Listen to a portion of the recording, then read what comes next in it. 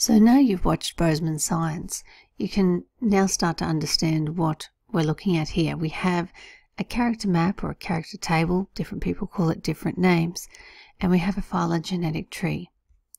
Now the basic way that these are set up is, on the character map or tables, you've got all of the different species that you are hypothesizing are interrelated or share an awful lot of similarities when it comes to genetics. And down the side here, we have the evidence that we think is important enough to use it to organize these organisms into a phylogenetic tree. So in Bozeman, we had traits that we can easily see, so morphological traits, eyes, mouth. In phylogenetics, we use genetic sequences or DNA sequences. Before we move any further though, I'm going to make a few points. Names on the phylogenetic tree diagram. You start with the root, which is often considered to be a possible common ancestor. On that root though, this guy here has something in common with everyone. However, he does not share an awful lot more in common rather than just one thing. And as you go further up, the differences get more and more pronounced, but they all share something in common down here. Now a node is where you have a branching or a splitting off. Okay, that's a node there. The branch is what leads to a taxa or an individual species up here, and the leaf is whatever is on the end of this branch here. Usually if it's an individual species we call them taxa. So we're going to be having a look at a little bit further into that now. So on Bozeman, when we look at the similarities between the different traits that they were comparing, here's how it pans out. Now I've deliberately not organized the traits on the side here because in reality you're not going to know what's more in common with species and what isn't. So I've deliberately mixed them up a little bit so it doesn't show a pattern here. But when you analyze this, you can see that all of these species have in common a cell membrane, but an awful lot of the traits are not so much in common. The next thing that they have in common would be their shape, followed closely by the eyes, and then the arrows. Notice how we're looking for degrees of similarity, and we then try and organize them, or we would reorganize them into having the things that they have most in common at the top and then the least in common at the bottom, or vice versa, just to try and bring out the trend or the pattern that we can see in this data.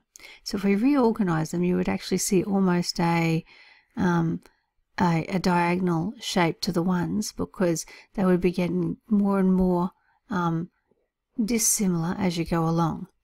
If we then use this information, we can then figure out which comes first on the branches. Now again, like you heard in Bozeman, this is a hypothesis. It's assuming that we have picked the correct order of what different traits have developed here, if we're assuming an evolutionary background here. And it's always open to interpretation, and it's certainly open to change. It doesn't take into account trying to figure out if traits have been lost. There are an awful lot of species where all of a sudden a trait will pop up and they have no idea how it actually got there, but they know it's actually in common with something that is apparently quite distant from it on the phylogenetic tree. And trying to explain how those things have occurred is usually quite difficult and guesswork, essentially. They're trying to take into account information that we've lost as well as information that is still there.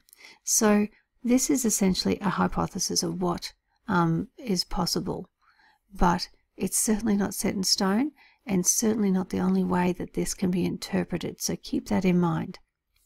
But essentially, when you look at Bozeman's video, if we organize this into organisms that have more or less similarity, you end up getting this phylogenetic tree here.